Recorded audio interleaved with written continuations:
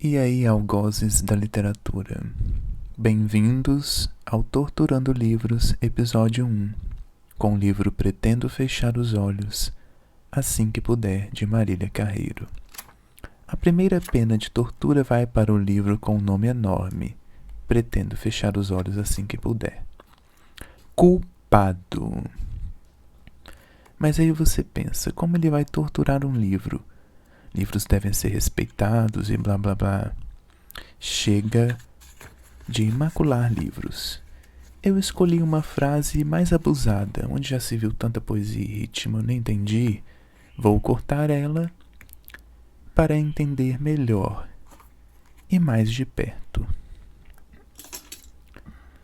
As bases dessa tortura, claro, são a análise semiótica. Mas eu não vou tratar de dificuldades, só de diversão, de gestão e de secar frases. Bom, já que temos um pouco de tempo, vamos também contemplar a capa. A repetição causa muito sentido, já diria Chico Buarque. Um literal cansaço é o título deste livro condenado. Pretendo fechar os olhos assim que puder. Pretendo fechar os olhos assim que puder. Pretendo fechar os olhos assim que puder. Blá, chega. Muito ritmo. Bom, não teremos tempo para separar todos os sentidos de todo este parágrafo de ritmo. Então vou fazer uma incisão. E nós vamos ficar só com a primeira frase. Tenho consciência de que a forma da minha vida é um mero exercício das minhas comodidades. Como será o processo de tortura-análise? Bom, a tortura será por camadas.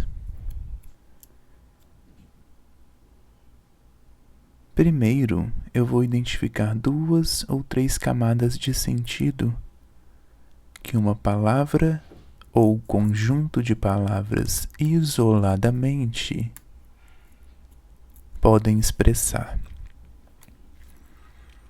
Depois, vou juntar o que cada palavra pode expressar uma com a outra. Após, separar as frases diferentes que elas significam entre si e identificar o que elas podem vir a dizer da voz que fala. Essa voz culpada e poética, criada pela senhora Café. Veja que fofo. Tenho consciência de que a forma da minha vida é um mero exercício das minhas comodidades.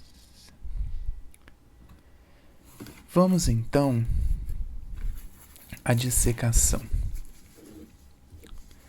Vamos lá.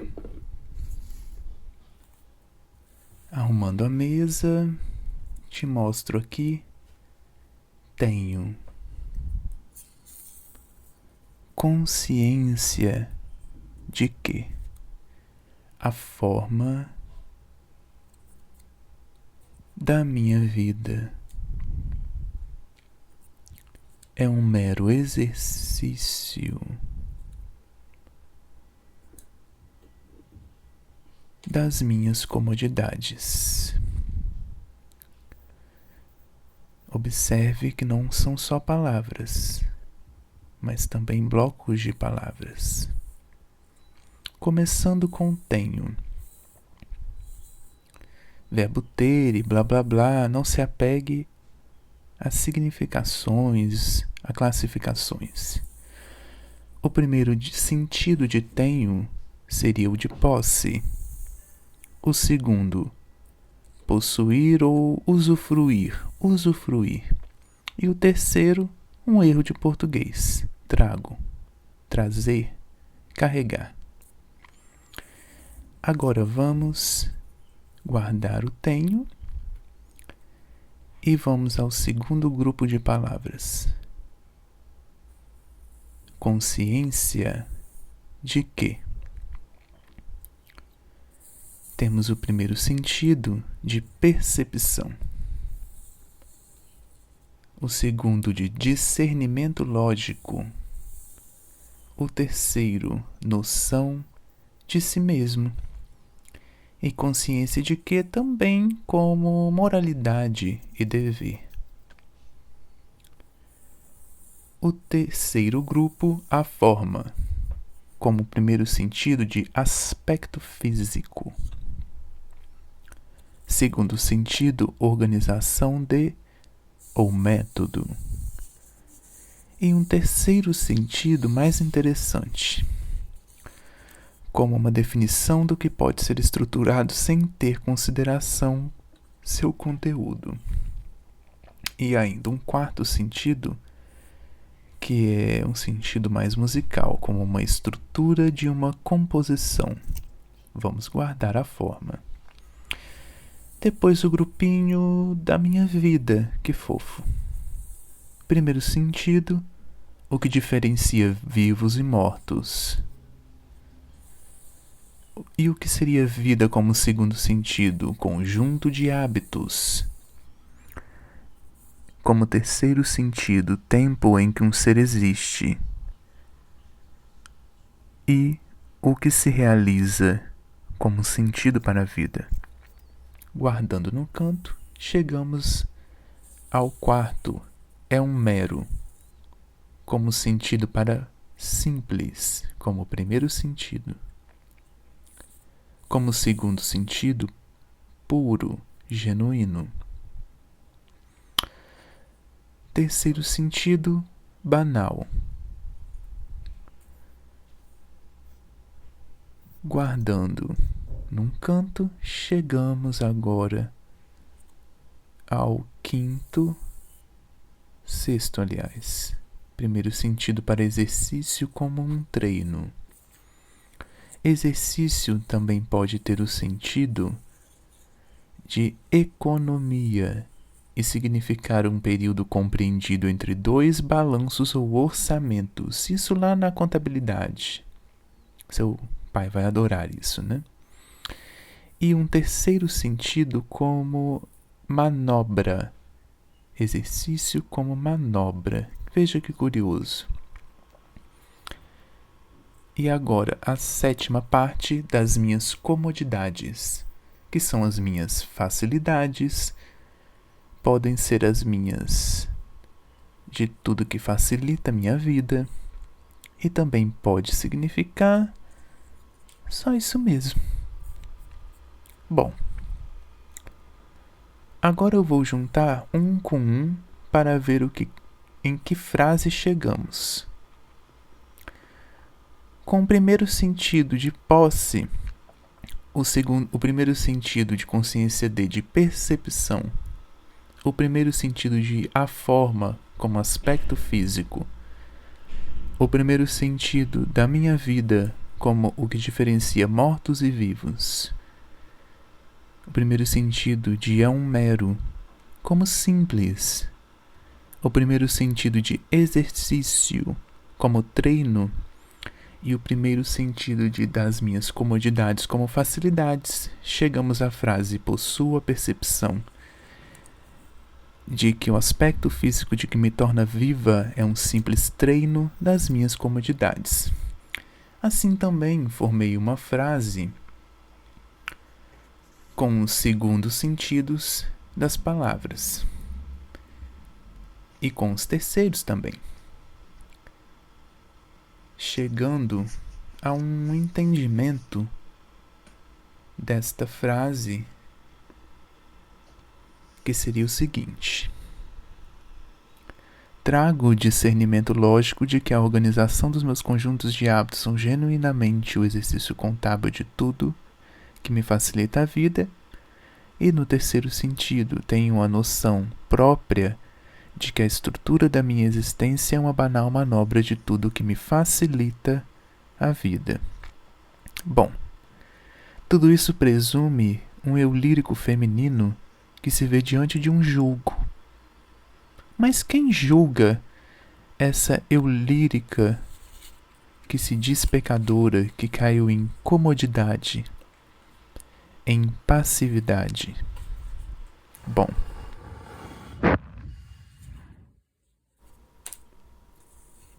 eu fiz do mesmo processo com todo o parágrafo. Mas, antes disso, vamos ler todo o parágrafo que foi cortado do livro. Falta originalidade nelas, e por eu não saber quanto tempo vão durar, faço esforços sobrenaturais para que tudo seja bom, a ponto de tirar noções do que não considero verdadeiro, das coisas a quais não acredito. Quanto mais tomo consciência de tudo, mais não vejo saídas. Garanto que não vou me punir, porque seria uma forma de me sujar com algo que eu não considero sujo, simplesmente por ser feita de vontades. Eu fiz a tortura em cada uma das 3 frases e cheguei a uma frase que presume, na segunda frase, o seguinte sentido: temos uma eu lírica que se esforça por manter o status quo de sua existência, se pune ao máximo por manter suas comodidades, ao ponto de se martirizar e abdicar da criatividade, da inovação e do que considera como bom, o que força esse indivíduo a se anular. Ela está satisfeita com isso? Na terceira frase, chegamos à manifestação da insatisfação, quando ela diz que não vê saídas. Quanto mais consciência do que abdica para manter as comodidades, mais se vê dentro do ciclo. E na quarta frase, a gente encaixa na boneca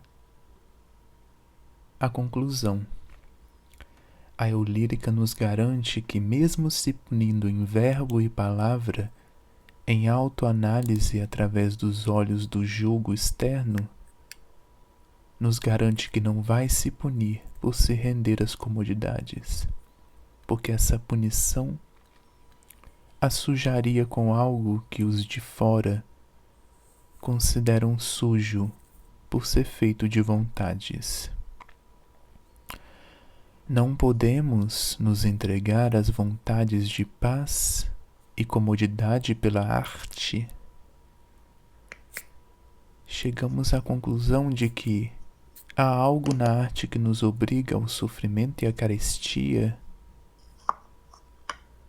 Os olhos dos críticos obrigam sangue na arte, mas a culpa no caminho inverso, na escolha do que te faz bem e tentar manter isso, dona de suas vontades, a voz lírica abusada da Senhora Café pretende não enxergar como sujeira sua vontade de continuar entregue ao que lhe faz bem. Termina aqui a primeira sessão de tortura deste canal. Me chamo Hugo Stanislau e esta foi a tortura análise do livro Pretendo fechar os olhos assim que puder. Da senhora Marília Carreiro Fernandes. Vulgo Café. Boa noite e tenham pesadelos.